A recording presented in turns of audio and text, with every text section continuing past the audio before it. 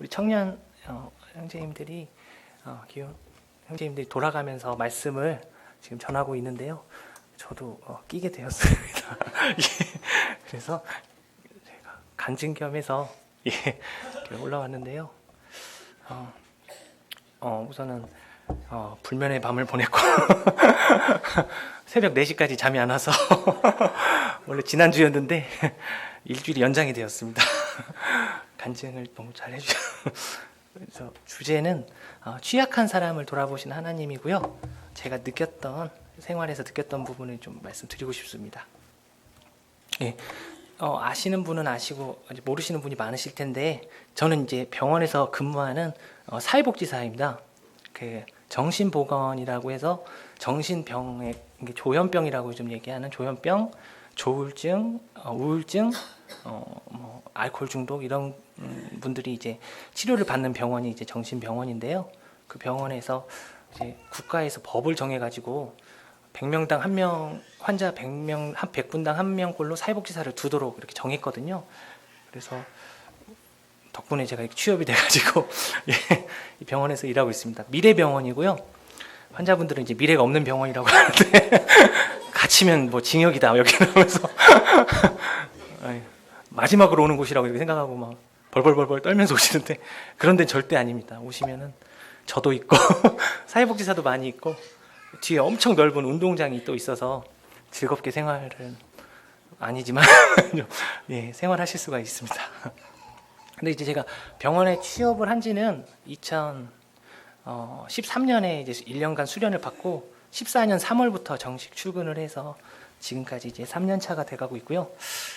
이 병원은 환자 수는 한 500명 정도 되시고, 이제 의사 선생님들은 한 10명, 11명 정도 계시고, 직원 수가 거의 뭐 100명 정도 되는 좀 큰 병원이에요.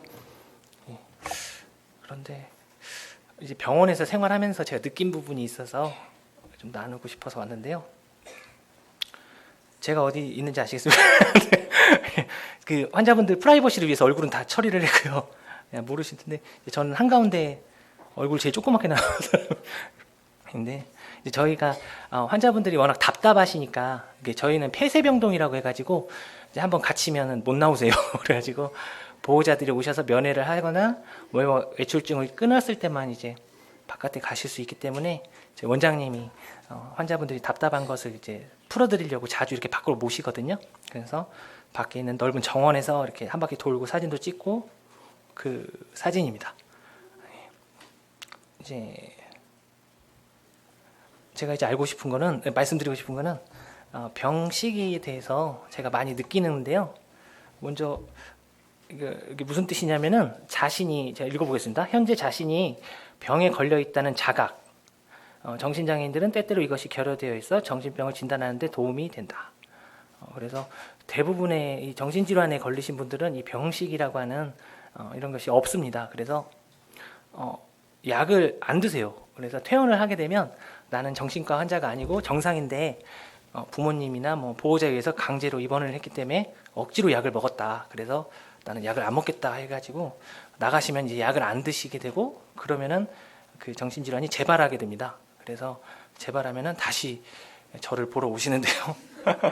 안타까워요. 제가 이 부분을 이게 단도직입적으로 지금 정신질환에 걸리셨습니다라고 얘기를 이제 못하고, 본인이 느끼는 어떤 증상들이 있으실 텐데 약을 드셔야 되는 필요성을 못 느끼십니까? 라고 얘기를 하면은 자기는 전혀 못 느끼겠다고 이렇게들 하세요. 그래가지고 분명히 창문을 보면서 이렇게 얘기를 하고 계셔서 방금 환청 들으셨죠? 이렇게 물어보면은 아니라고. 아니 그냥 혼자 얘기한 거라고 하면서 부정하시고, 또 분명히 전화 시간인데 이건희 회장님한테 전화를 걸고 있는데 아버지 저 이재용이에요 하면서 이 병원 사버릴게요 제가 아버지 하면서 저 좀 퇴원시켜 주세요. 지금 무슨 말씀하시냐고 그랬더니 지금 방금 내 머릿속에서 누가 그렇게 하라고 했다고, 내가 한 게 아니라고 하면 조종을 당했다 내가 하면서 부정하시거든요. 그러니까 안타까워요. 이런 부분이 본인이 이제 아시게 되면은 약을 잘 드십니다. 그래서 약을 잘 먹게 되면은 대부분은 이제 재발을 하지 않고 상당 부분은 좋아지거나 아니면 현상 유지가 돼서 이제 사회생활도 가능하시고 하실 수가 있는데, 이게 없으신 분이 너무 많아서 보시면은 이제 병식이라는 것도 수준이 있습니다. 모든 병이 다 그렇죠. 병을 자랑하라는 뭐 속담도 있다는데 환자분들은 병을 절대 자랑 안 하거든요. 저희 정신과 분들은.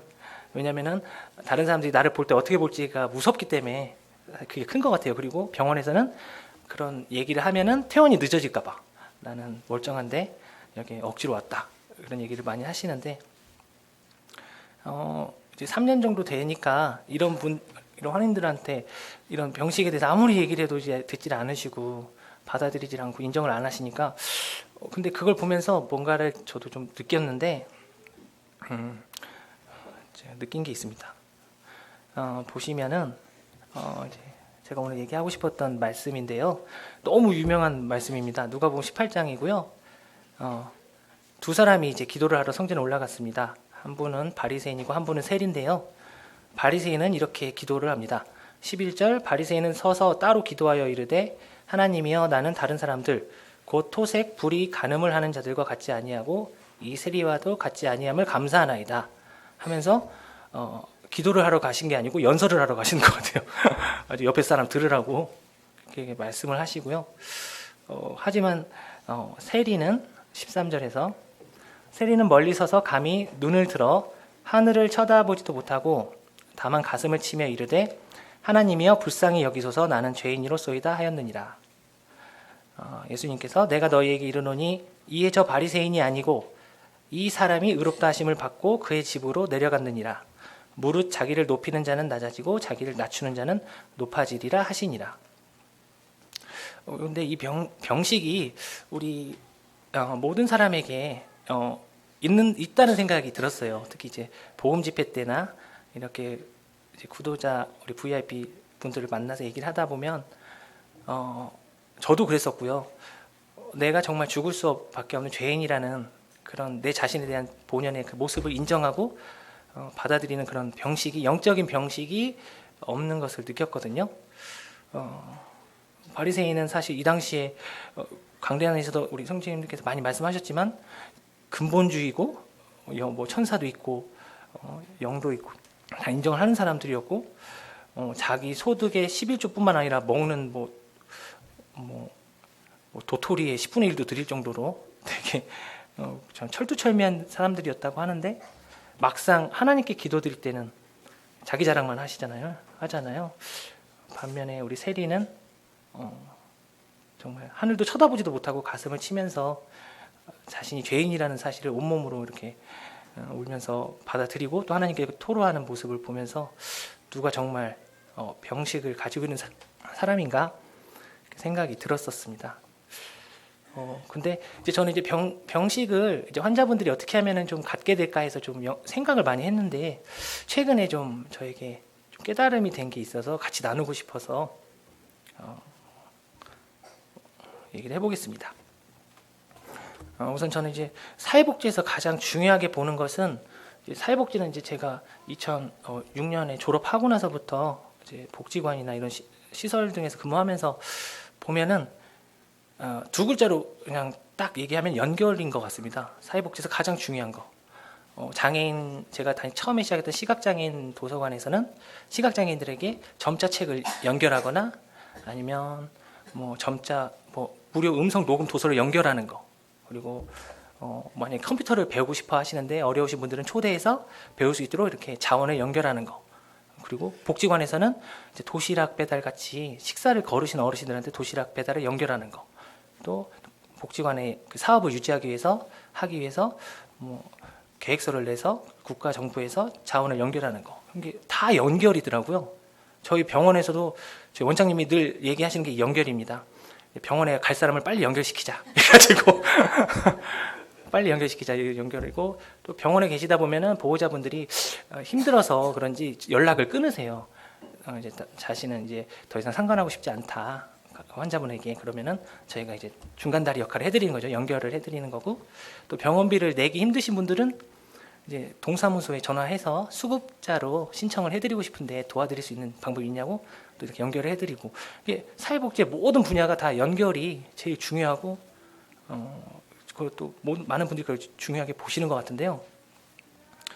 근데 사실 이 연결이 딱 사회복지에만 있는 건 아닌 것 같아요. 사실 제가 이 자리에 서게 된 것도 저희 부모님과 제가 연결이 돼 있어서이고, 우리 부모님이 하나님을 먼저 만나셨기 때문에, 그래서 저를 여기에다 연결시켜 주셨기 때문에 연결돼서 여기 온 거고, 여기 계신 모든 성도님들도 누군가 먼저 믿는 분하고 연결이 됐었기 때문에 하나님께서 물론 모든 주권적으로 역사하셨겠지만 이렇게 여기 오셨기 때문에, 사실 연결은 우리들 세상에서도 되게 중요한 것 같은데요. 이제 그 연결을 생각하다가 이제 생각해 본 건데, 나중에 기회 있으시면 이제 우리 밀스톤 구독 보신 다음에 혹시 시간 나시면 네, 너무 부끄러운데 지난주에 이분이 브레네 브라운이라는 분인데 사회복지사였다가 임상 심리학자로 이제 전향을 하신 분입니다. 이제 테드톡이라고 해가지고 밑에 보시면 취약하다는 것의 힘이라는 주제로 그 테드라는 그런 프로그램이 있습니다. 미국의 유명한 프로그램인데 보신 분도 아마 많으실 거예요. 테크놀로지 죄송합니다. 안 헤어지더라고요. 아무래도 모식인데 이 테드라는 그 주제를 가지고 전 세계에서 유명한 이제 강사들 자기 분야에서 일가를 이룬 사람들을 초청해가지고 얘기를 듣는 강연을 듣는 그 프로그램인데, 이 브레네 브라운이라는 분은 이제 그 임상 심리학자인데 16년간 취약함과 수치심에 대해서 연구를 했어요. 그래서 취약하다는 것이 무엇인가를 완전히 집중적으로 판 분인데, 이분이 강의를 이렇게 했는데 현재 제가 확인했을 때는 2,500만 명이 봤습니다. 이 강의를 우리나라에서도 번역이 돼서 많이 보셨고요. 사실 심리학은 우리 형제님들께서도 장로님들께서도 많이 말씀하셨지만은 인본주의적이기 때문에 정말 조심해야 되는 게 맞는데요. 참 신기한 게 이 이분의 심리학도 그렇고 듣다 보면 이미 하나님께서 성경에 다 말씀하신 거를 이제서 발견했다고 하면서 그거를 이렇게 얘기하는 걸 보거든요. 이분도 그래요. 성경에서 이미 다 얘기가 되어 있었던 하나님께서 주신 말씀인데, 이분은 이제 수천 명의 사람들을 일일이 다 면담을 해가지고 이런 결과를 끌어낸 사람입니다. 이 사람이 말하고자 하는 건 이건데요. 취약하다는 것은 힘을 가지고 있다.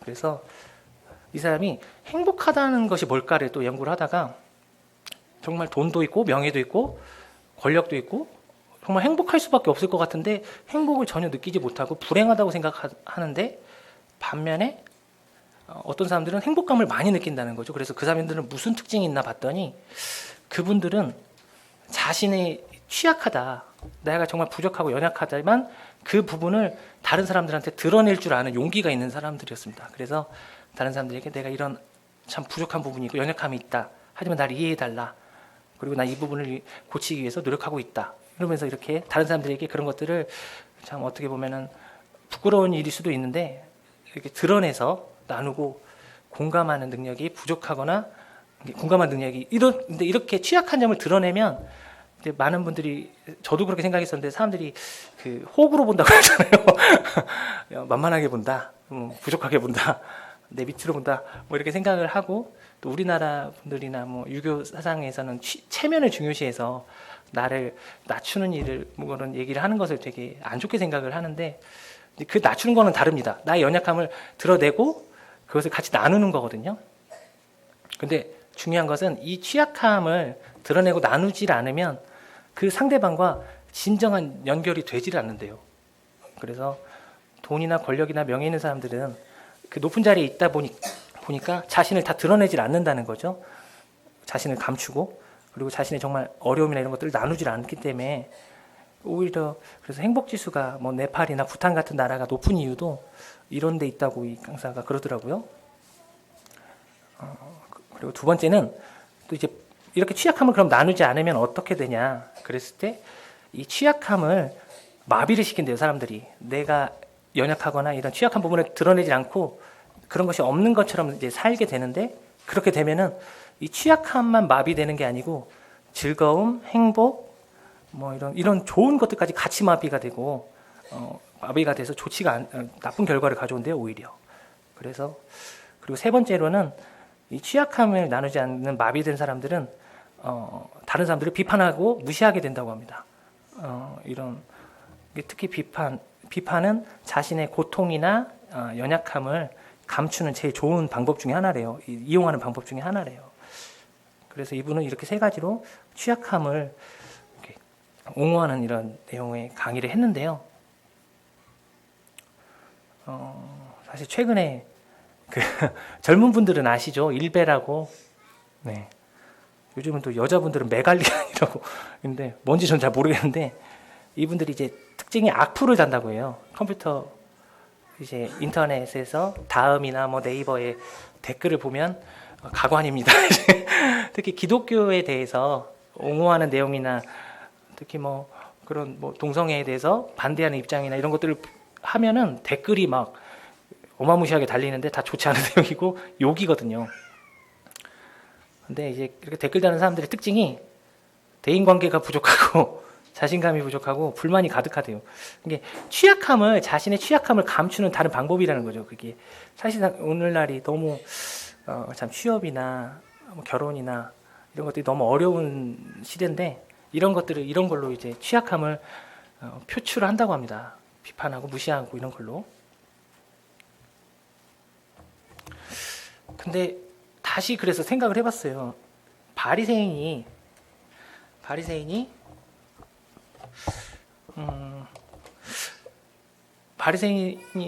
참 이 사람을 우리 세리를 무시했던 거, 또 자신을 자랑했던 것이 어쩌면 정말 자신이 죽을 수밖에 없는 죄인이라는 사실이나 자신이 정말 연약한 사실은 하나님 앞에서는 정말 보잘것없는 없는 존재라는 것을 애써 무시하고 자신의 의를 강조했던 결과가 아닌가.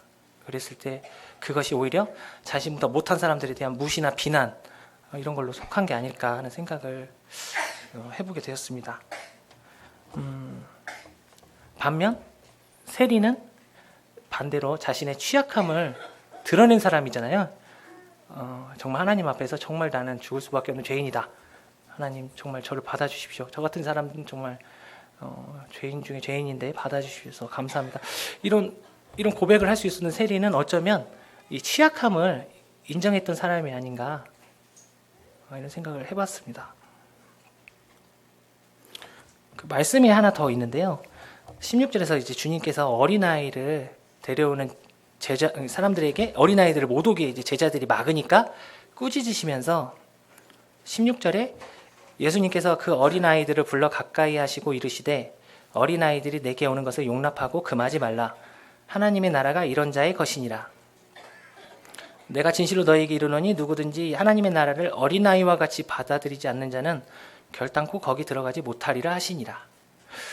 어린아이와 같이, 사실 이 말씀이 저는 어려웠어요. 이 어린아이가 어떤 특징이 있는데 주님께서 얘기하셨을까. 강단에서도 물론 얘기를 많이 하셨지만 근데 이제 뭐 영어 사전을 찾아보니까 그 영어 성경을 보니까 발음이 완전 콩글리시라 죄송합니다. 차일디시는 유치한이라는 뜻이래요. 어린애 같은 유치한. 근데 이런 뜻으로 쓴 단어가 아니고 차일드 라이크, 아이 같은 순진한 이런 단어를 거기에 이제 쓰셨더라고요. 이게 하나님의 나라는 아이 같은 순진한 사람들의 것이다. 프로필 사진을 좀 뒤졌습니다. 죄송합니다. 네, 우리 규인이와 예림이 너무 예쁜 거. 우리 아이들 사실 보면서 사실 아무것도 할 수 없잖아요. 뭘 하겠어요? 뭐 나가서 돈을 벌어오겠어요? 엄마 아버지 뭐 시원하게 안마 한번 해드리겠어요? 너무 취약하잖아요. 아무것도 할 수 없는데 예림이랑 너무 귀여운 것 같아. 근데 어떻게 해서는 부모님을 찾잖아요. 네, 정말 부모님을 기다리고 찾고 부모님께 다 내려놓고 엄마 빨리 오세요, 아빠 빨리 오세요 하고. 전 아직 경험을 못 해봐가지고 좀 두려운데, 이제 경험할 게 두려운데 어쨌든 이런 순전한 아이들을 하나님께서 기뻐하셨다. 우리 사람들도 이런 순전한 사람들, 아이들 같이 어찌 보면 자신의 취약함을 온몸으로 그냥 다 드러내고, 주님 그냥 전 진짜 어린아이입니다. 전 할 수 있는 게 아무것도 없습니다. 주님이 해주십시오. 이런 부분을 주님께서 사랑하시는 게, 보시는 게 아닐까. 취약함의 힘에 대해서 생각하면서 또 생각을 해봤습니다. 이런 걸 보면은 그분이 발견했다는 것이 사실은 말씀에서 다 나와 있었던 것 같더라고요. 그러면은 이제 반대로 주님은 어떠셨을까? 이제 인간들은 취약한 부분을 드러냈는데 주님은 이 땅에 계셨을 때 첫 번째 그림은 나사로 때는 마리아와 마르다가 우는 걸 보면서 비통해 하셨잖아요. 공감하셨잖아요. 사람들에게 정말 공감할 줄 아는 분이셨던 것 같아요. 주님은 사실 하나님의 아들이시고 이 땅에 안 오셔도 되는 분이고 정말 우주에서 보면은 이 먼지 같은 지구인데 이 땅까지 오셔서 또 그 사람들의 그런 마음까지 다 이해하고 공감해 주셨다는 사실이 참 주님이 놀라우신 분인 것 같아요. 이 나인성의 과부 아들이 있을 때 불쌍히 여기셨다. 성경에 찾아보니까 누가복음에만 해도 불쌍하게 여기셨다는 말씀이 너무 많더라고요. 네. 또 배고플 걸 아시고 배신자 베드로를 기다리시고 정말 그 마음을 다 이해해 주셨죠. 반면에 이제 우리 하나님은 취약함이 없으실 것 같은데 말씀을 보니까 정말 취약한 게 하나 있으시더라고요. 사람이 자신의 취약함을 깨닫고 하나님께 그냥 어린아이처럼 정말 저는 아무것도 할 수 없다고 왔을 때는 그거를 견디지를 못하시는 것 같아요. 참지 못하고 다 받아주시는 분 같아요. 그 탕자도 사실은 정말 아무것도 없는 진짜 거렁뱅이 같이 돼서 나왔을 때 사실 이런 상황에서 왔으면 진짜 다리몽둥이로 뿐이 것 같은데 아버지가 그냥 이렇게 뛰어나와서 안아주시고 아버지 하나님도 이런 취약한 점이 있다는 게 너무 감사드리는데요. 그래서 생각을 해봤습니다. 근데 사람들이 제가 이제 요즘 사사기를 보고 있는데 아이들에게 요즘 사사기를 전해야 돼가지고 보고 있는데 기드온을 보면서 기드온도 진짜 취약한 사람이었더라고요. 천사가 와서 하나님께서 너를 쓰신다고 했을 때 사사기 6장 15절에서 보소서 나의 집은 므낫세 중에서 가장 극히 약하고 나는 내 아버지 집에서 가장 작은 자니이다 하니 정말 약하다, 정말 작다, 막 이렇게 막 극히라는 단어까지 쓰면 가장까지라는 단어 쓰면서 자신의 취약함을 하나님께 그 천사에게 드러냈는데 하나님께서는 이때 기도를 쓰십니다. 그리고 솔로몬도 하나님께 이제 지혜를 달라고 기도할 때 보니까요. 열왕기상 3장 7절에서 주께서 종으로 종의 아버지 다윗을 대신하여 왕이 되게 하셨사오나 종은 작은 아이라 출입할 줄을 알지 못하고 하나님께 기도할 때 정말 자신을 낮추는 솔로몬을 봤거든요. 정말 작은 아이입니다. 주님, 하나님, 저는 진짜 아무것도 할 수 없는 아이입니다. 저의 취약함을 보시고 저를 도와주십시오라고 이렇게 기도하는 걸 보는데요. 그랬을 때 사실 하나님은 이렇게 놀라운 은혜와 능력을 부어주시는 거라서 말씀 통해서 보았습니다. 근데 이게 취약함이 오래가질 않더라고요. 이 취약한 것을 느꼈던 기드온도 솔로몬도 사실 사울왕도 왕이 될 때 숨었었을 정도로 자신을 대해서 취약했던 사람이었는데 나중에 왕이 됐을 때 사사가 되어서 이스라엘을 다스림이 오래되면서 나중에는 타락하게 되는 걸 봅니다. 기드온 같은 경우는 그 엄청난 승리를 거두잖아요. 300인으로 하나님께서 명하신 대로 해서 승리를 거두고 거기서 이제 에봇을 만들게 되면서 결국은 그것이 우상 숭배하게 되는 결정적인 계기가 되면서 나중에 아들들 60명인가요? 다 한 명을 제외하고 모두 죽게 되는 그런 불행을 겪게 되고 솔로몬도 처음에 그 자신의 취약했던 모습을 잊어버리고 지혜를 얻게 된 뒤에는 온갖 잡신을 다 들어가지고 이스라엘을 정말 멸망하게 만드는 어떤 그 기초를 놓는 걸 보면서 이 취약함이 사실은 오래가지 않는구나. 그때로 끝날 수도 있겠구나라는 생각을 해봤습니다. 우리가 어쩌면 주일날 이 떡과 잔을 떼면서 주님께서 우리를 위해서 돌아가셨다는 사실을 기억할 때 항상 우리가 죄인이라는 사실을 또 고백을 하잖아요. 어쩌면 주님이 우리의 취약함을 항상 기억하도록 잊지 않도록 하시려고 그것을 제정하신 게 아닌가 하는 생각도 해보게 됐고요. 사실 우리 형제교회 우리 브레드린 처치 형제님들의 그런 역사를 보면 정말 가슴이 아프더라고요. 너무 분열이 심하고 처음에 그 엄청난 부흥과 그런 것들에도 불구하고 너무나 분열이 심하고 갈라지고 이런 것들이 좀 가슴이 아팠는데 사실 바리새인을 보면서 저는 제 자신 너무 반성하게 된 게 제가 고등학교 3학년 때 이제 침례를 받고 이제 한 20년 정도가 흘렀는데 열매가 하나도 없습니다. 부끄럽게 짝이 없는데 한 번은 친구들 2명을 멱살을 잡고 끌고 왔는데 버스에서 내리면서 둘이 반대 방향으로 도망가더라고요. 그래서 어쩔 수 없이 한 명만 쫓아갔어요. 하고 잡았더니 왜 도망가냐 했더니 한 명은 살자. 그래가지고 한 명만 잡아가지고 말씀 들었는데 더해지지가 않더라고요. 근데 이게 제 자신을 돌아보니까 제가 바리새인하고 다를 게 없는 사람이더라고요. 친구들하고 얘기를 하면서 친구들이 변론으로 들어가게 되면 그것을 참지를 못하고 아유 이런 무식한 말해서 뭘 하겠어 내가 하면서 무시해버리게 되고 그냥 관둬버리고 그냥 친구들하고 의상하기니까 여기서 끝내자 하면서 아유, 불쌍하다 하면서 언젠가는 구원 받아야 될 텐데 하면서 그 정도로 그냥 끝내버리는 그런 사람이더라고요. 또 이제 교파교회 다니는 사람들하고 얘기를 하면서 저만의 우월의식이 있습니다. 우리 모임이 사실 전 자부심이 있어요. 성경에 대해서는 정말 확실하잖아요. 성경에서 말씀하신 대로 정말 근본주의적이고 정말 영적이고 뭔가 본이 되는 모임인데 교파교회 사람들하고 얘기하면서 그게 막 안 통하면은 바로 그냥 물론 대놓고 하진 않지만 속으로 무시하는 모습을 봐요. 이거 교파교회 다니니까 그게 한계다. 근데 그게 이런 모습이 사실은 이런 바리새인하고 너무 똑같은 거예요. 제 모습이. 주님이 그래서 저에게 이런 열매를 안 주신 게 아닌가.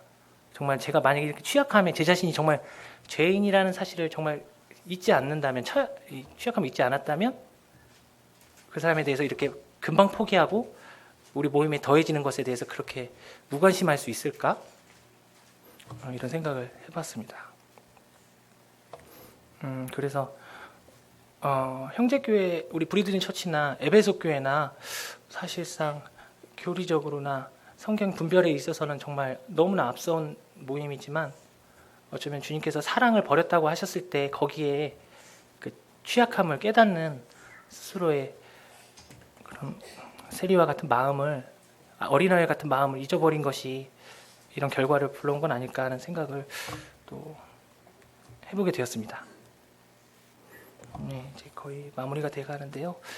사도 요한이 사실상 참 감사한 게 구약에서는 사실 성공했다가 실패로 가는 경우가 많더라고요. 기드온도 그랬고 사울왕도 그랬고 또 아까 봤던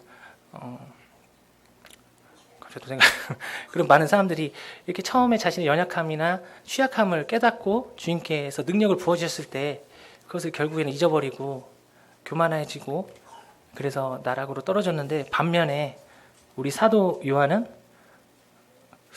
엄청 무서우셨던 우리의 아들이라고 얘기를 하셨는데 결국엔 사랑의 사도로 어쩌면 그 주님이 그 한 사람도 잃지 않으려고 하시는 그 모습을 가장 가까이에서 봤기 때문에 정말 돌아온 탕자를 버리지 않는 그런 하나님을 봤다고 했잖아요. 주님을 봤으면. 그래서 하나님의 마음을 본 것이 가장 가까이서 봤기 때문에 사도 요한은 결국엔 이렇게 변하지 않았나 이런 생각을 해봤고요.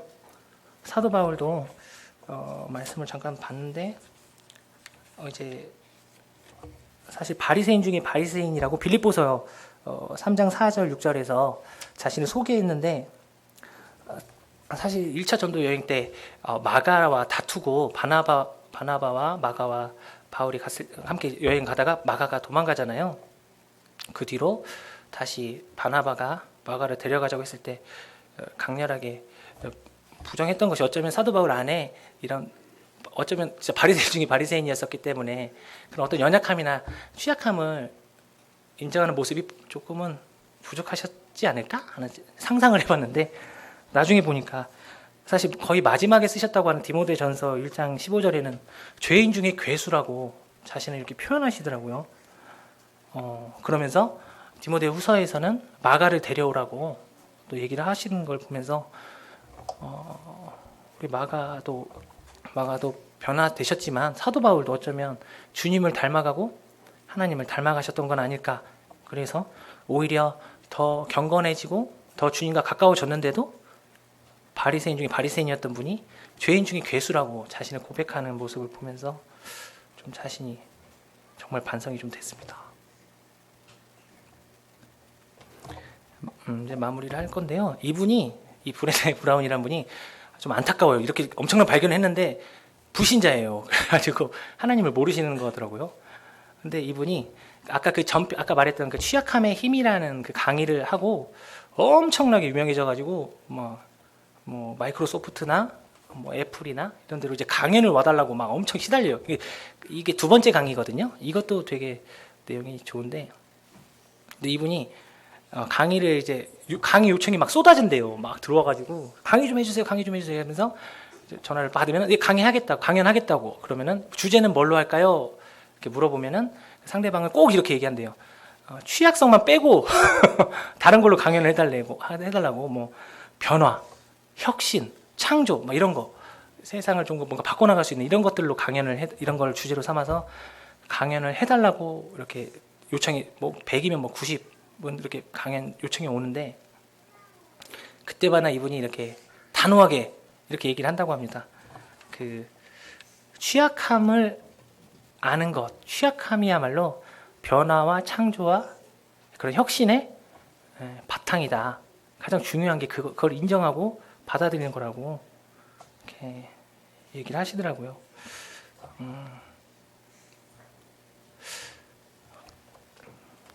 근데 이것도 다 말씀이 있습니다. 말씀에 주님께서 고린도서 12장에서 9절에 이제 바울 사도가 자신이 그 아팠던 그 육체 가시에 대해서 기도했을 때 하나님께서 이게 족하다고 하셨잖아요.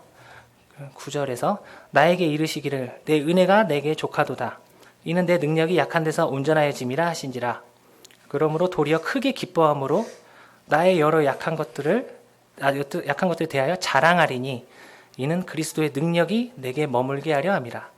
그러므로 내가 그리스도를 위하여 약한 것들과 능욕과 궁핍과 박해와 공고를 기뻐하느니 이는 내가 약한 그때의 강함이라. 취약함은 사실 약함이 아닙니다. 그런 것을 인정하는 것은 오히려 이런 위에서 말한 힘처럼 하나님께서도 그 약한 때에 하나님께서 강함으로 이끄시겠다 말씀을 주셨잖아요. 좀 주제 넘은 얘기인데 사실 지난주에 서승원 이제님 간증을 들으면서 너무 감동이 되면서 제가 너무 반성이 됐어요. 너무 집에 나무향기라는 책이 있는데 이게 뭔가 해가지고 냄비 받침으로 써가지고 라면 받침으로 그런데 그게 이런 중요한 책이었다는 걸 몰라가지고 너무 부끄러웠습니다. 사실 서승원 이제님이 또 그때 자신이 현재 이렇게 너무 힘들다. 근데 그 마음을 누가 이해할 수 있겠어요. 근데도 일이 막 늘어나서 죽겠다고 하셨는데, 어쩌면 주님은 이런 취약할 때가, 자신의 취약함을 인정하고 있을 때가 사용하시기에는 가장 큰 적합한 때가 아닌가 하는 생각을 해봤어요. 형제님은 너무 힘드시겠지만 주님은 그때를 놓치지 않으시고 일을 주시는 게 아닌가 하는 생각하면서 저도 좀 반성이 많이 됐습니다. 네. 이제 지지난주에 장로님께서 길갈의 베이스 캠프를 얘기하시면서 초심을 잃지 말자고 하셨는데, 저희가 이런 세리와 같았던 자인 걸, 또 어린아이와 같았던 자인 거를 잃지 않는 그런 초심도 같이 기억했으면 하는 생각이 들었습니다.